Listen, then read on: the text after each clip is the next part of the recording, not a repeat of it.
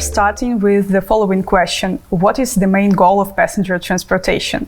The answer may sound pretty obvious, but for better understanding of the processes, it's essential to remember it. So, the main goal of passenger transportation is to provide quality service to passengers so they can get to their destination safely and on time.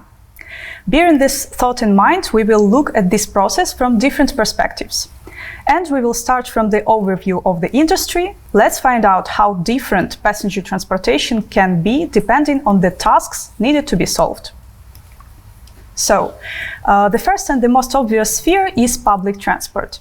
This alternative for personal transportation is very common. All of us are familiar with it. Here we usually deal with regular routes, working on schedule, and distribution of passenger traffic. One of the trends here is to create a special ecosystem with many integrated devices that provide high-quality service to passengers. Ticketing system, video surveillance, passenger counting sensors, information displays inside the bus and at the stops. All of these helps the carrier to make public transport more efficient and passengers' experience more pleasant. The second sphere is corporate transport. The most common example here is to help employees to get from home to work or vice versa. A solution for passengers is very important here. Their needs are usually to see available schedules, to book a ride for a specific route, follow the vehicle's location on the map. Also, sometimes passenger ID control is needed, usually using RFID. For student transport, it's also very important to control if a student hops on a bus or not, so passenger ID control is pretty common here too. Also, the routes and rides schedules are connected to the school's class schedules, so they may change a bit more often. Another thing needed is a tool for the parents so they can control their children's location and ensure their safety. Intercity transport is similar to public transport in some ways, but has its peculiarities. Along with buses, we can name here railways transport and even river transport. Because of the long distances, there are usually fewer stopping points, and it may also be challenging to get data all the time, as network coverage may be incomplete. As for taxi and limo services, there's a whole different working pattern. In this sphere, it's essential both to interact with passengers and to distribute rides between riders. Uber showed us a revolutionary way to solve the traditional tasks, and as a result, it changed the whole business sphere. Ride sharing is a relatively new concept that became available only because of technological development. Here, drivers are at the same time passengers, which imposes some additional regulations and shift of responsibility. I mentioned only 6 spheres here, but that's not all. Each sphere has its own unique features and needs depending on the region and the company's processes. Also, there are many challenging opportunities in between of these spheres I mentioned. And discussing the needs and challenges, we will pay a bit more attention at public transport and corporate transport, but the use cases from our partners will cover other spheres as well. Tim, so what else should we keep in mind?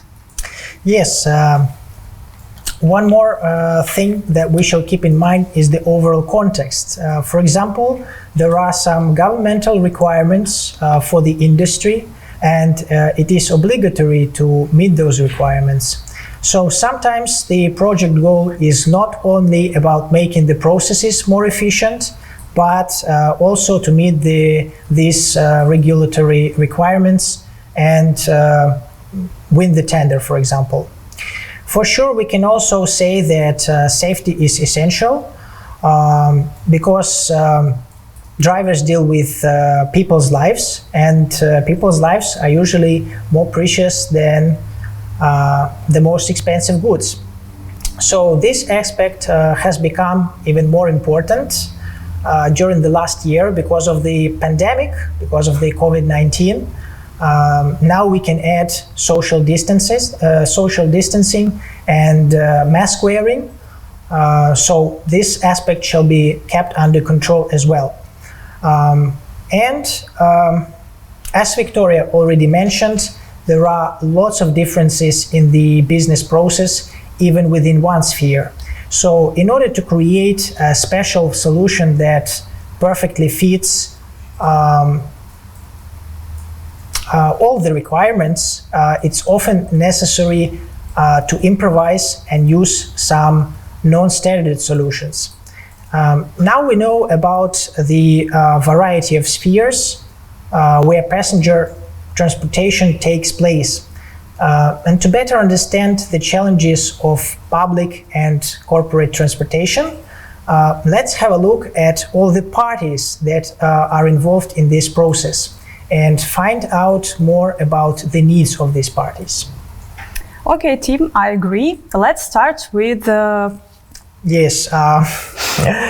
As you remember, the projects can be very different, but anyhow, there are some similarities because there are always passengers, there are always drivers, some dispatchers, some customer controlling organization or a customer. So they all have different needs, but the main goal is the same, is to perform a safe trip on time. And now, Victoria, can you share more information about parties that are usually involved in this process? Sure, Tim. You see, I'm always caring about the passengers, so I'm just diving in. Okay, so let's start with the passengers. Basically, the main goal for them is to get information on where and when to go to make their trip. Whether it is public or corporate transportation, it doesn't matter here. Of course, they want a driver to go safely, and also they don't want to wait too long if possible. So it's better to minimize delays. There can be additional needs like booking a transfer for corporate transport, but these mentioned are the main ones. Now let's talk about drivers. The main goal for them is to perform all the planned trips, as their salaries often depend on their performance. Also, sometimes they need to know when to speed up or slow down because of road conditions or some deviations from the schedule. And there's no harm in extra reminders on the way because human errors still can take place. As for the dispatchers, their job is to make sure that all the vehicles go where and when needed. To do that, they need to see the big picture and monitor all the vehicles and react to deviations from the planning. Also, they usually interact with drivers and navigate them if needed. And last but not least, our customer or some kind of controlling organization. Their needs may sound very simple and obvious, but they usually combine all the requirements of the project, and also they are strongly connected to all the other needs I already mentioned. Basically, it's two stages: to solve the problem of the project and to make sure everything works smoothly. Depending on the project, business goals can be different, but they usually include matching planned trips with actually performed ones, information on deviations, and reports on drivers' performance. Tim, and what are the typical challenges that all these parties face? Victoria, challenges are usually connected to each other and usually affect more than one party. As the main goal of the whole process is the same, but anyway, we can roughly divide the reasons into three main categories: the lack of data, the lack of control, and inefficiency of tools. So let us just talk a little bit about these challenges in details. So the lack of data is the most common issue for all the participants, and there may be various challenges related. So let me just name a few of them. For example, inability to get real-time location of the vehicle or when it arrives to a particular stop. If there is no such information, passengers cannot plan their trip properly. Or, for example, drivers that are unaware of violations. So if they are unaware of violations they make, unless there is some kind of a device or a buzzer that can warn them, they just keep doing the violations. Or, for example, making appropriate payments to drivers. The management team needs to know how to pay the driver, and they need to take the working time or rides or mileage into account. The next category is the lack of control. So the lack of control is the most important thing for the customers, because it often helps to solve different issues, business issues. For instance, everyone wants to ensure the road safety. Harsh drivers' behavior and speed limit violations can take place, but without telematic solutions, it is not possible to track such violations and keep them under control. Or, for example, drivers stealing payments. Unless you have some kind of a ticketing system or some other means of control, you won't be able to calculate how much money you receive if your drivers accept payments from passengers. Unauthorized trips or vehicle usage, when your drivers are using vehicles outside the schedule, they go off planned routes, for example. Another issue is no proof in case of conflict situations, because there is no reliable data on ride performance, or there is no video surveillance to prove something. And another category is the inefficiency of tools. It may not be the major challenge, but it usually affects the entire process, and in long term, these issues make transportation business less efficient.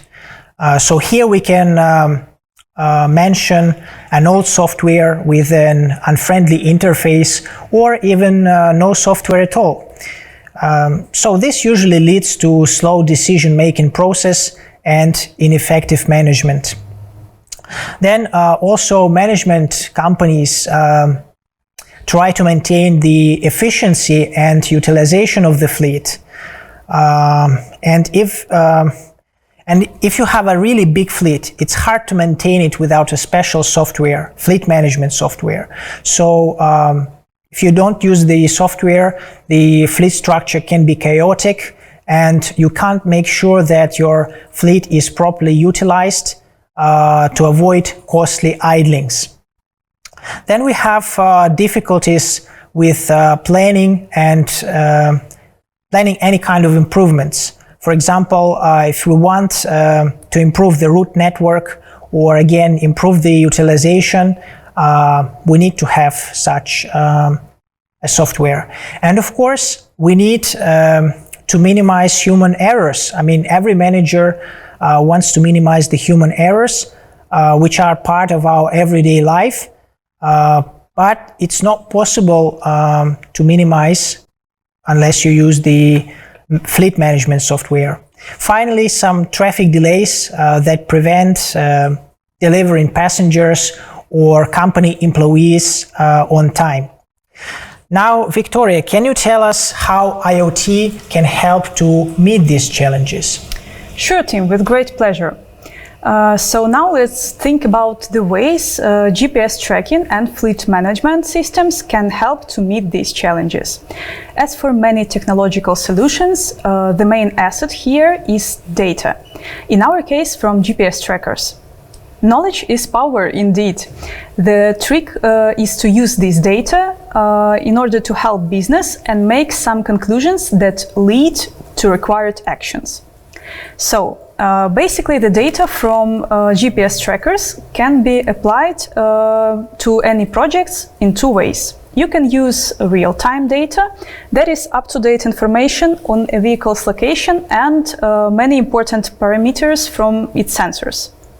Another way is to work with the recorded data, a history of real-time data.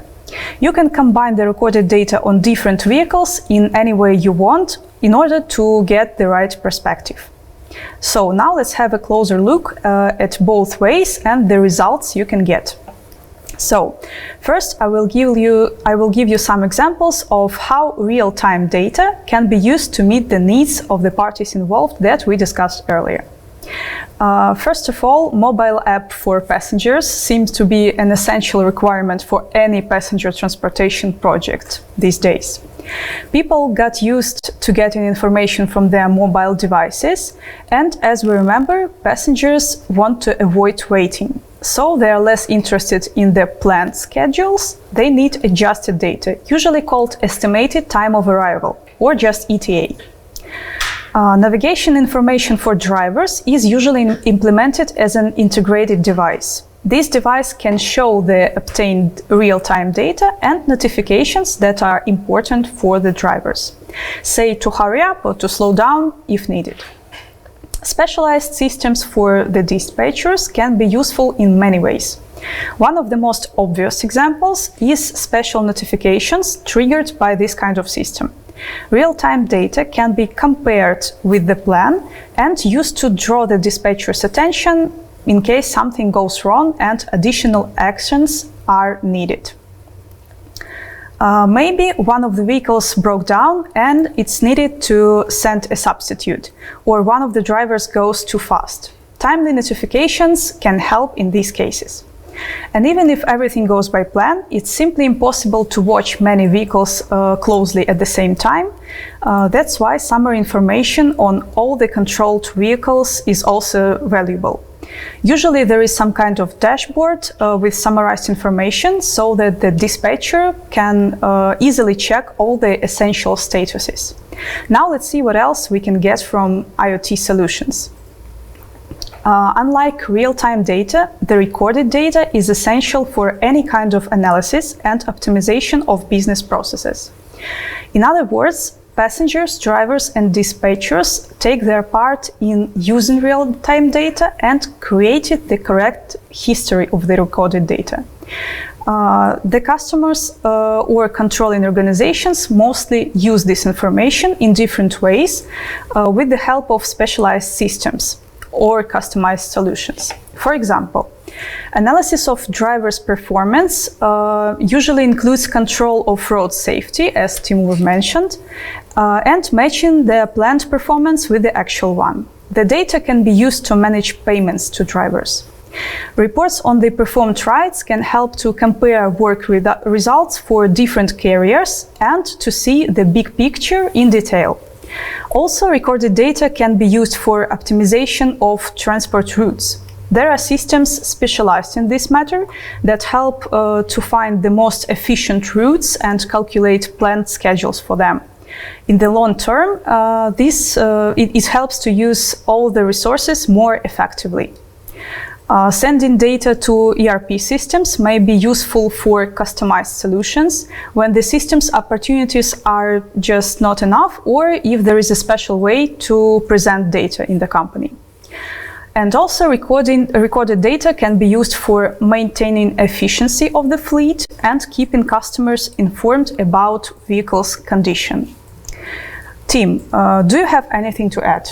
Sure, I just want to add one important thing is that you can actually add some other essential data and expand the project's opportunities if you use different types of integrations, like for example RFID systems for identifying drivers and passengers, passenger counting sensors, passenger information systems, ticketing systems, announcement systems, video surveillance solutions.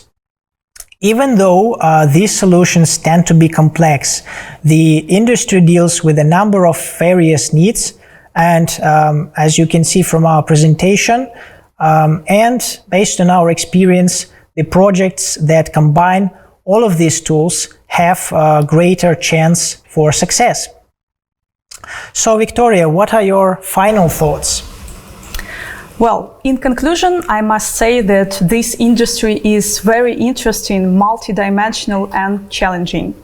But all the changes IoT brings to it definitely make passenger transportation more pleasant and effective for all the parties involved. I hope now our audience has a better understanding of the passenger transportation industry, its challenges and the ways telematics and IoT can help to face them.